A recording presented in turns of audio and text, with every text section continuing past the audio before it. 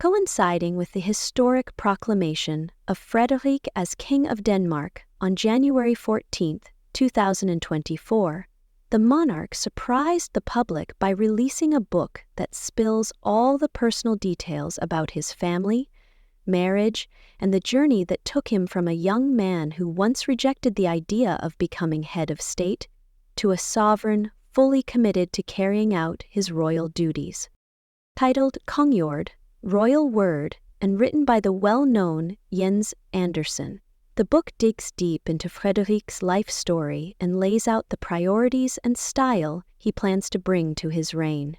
In his memoirs, Frederik admits that despite the hectic schedule of representing the crown both nationally and internationally, he truly values his downtime. This point shines through in one chapter where he explains the need for frequent vacations for both him and Queen Mary, stressing that these breaks are essential to balance the ever-growing responsibilities they shoulder.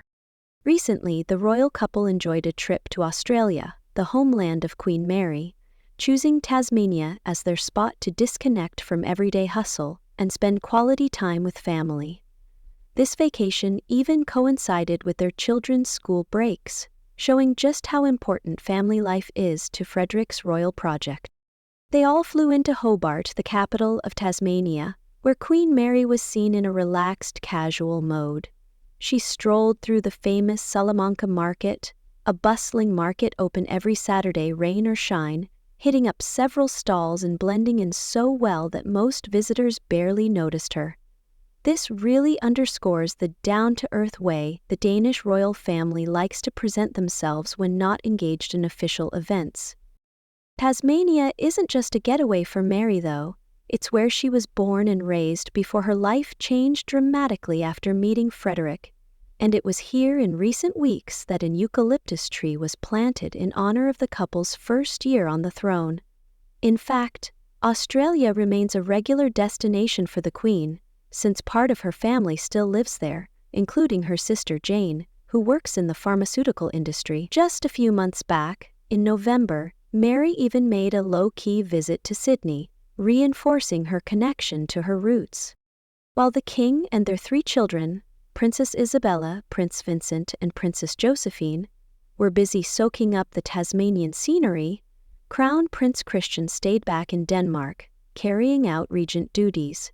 Even though he's still very young, Christian is increasingly stepping up to handle responsibilities that come with the crown. From February 7 to 16, he had to act as regent in his parents' absence, successfully balancing these duties with intensive military training. After taking a year-long break for volunteer work in Africa, on February 3 he began his service as a military officer in the Hussar Regiment of the Guards of Slagge Els.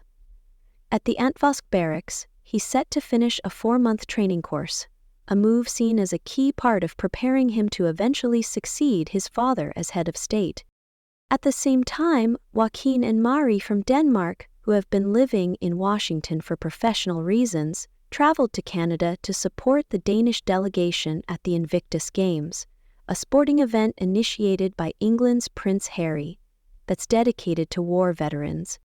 Not only did they enthusiastically cheer on the Danish athletes, but they also got to chat with participants and hear first-hand accounts of the challenges these competitors overcame to compete at such a high level.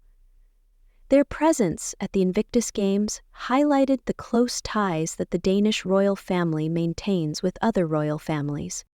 All of these events show how the members of the Danish royal family are adapting and juggling their responsibilities with impressive flexibility, confidently stepping into their roles.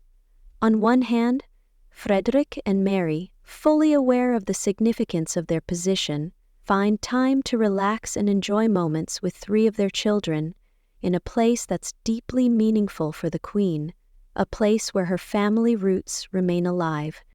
On the other hand, Christian is gradually taking on more responsibilities, gaining direct experience for eventually succeeding his father as the head of state.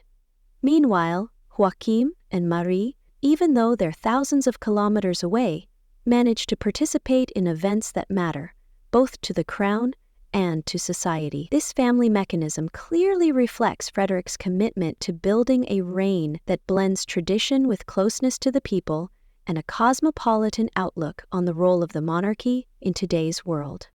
That recent vacation in Tasmania perfectly captures this duality, enjoying everyday life while being aware that every international trip, even if it's a private one, carries a touch of local culture and the desire to share these moments with a welcoming public.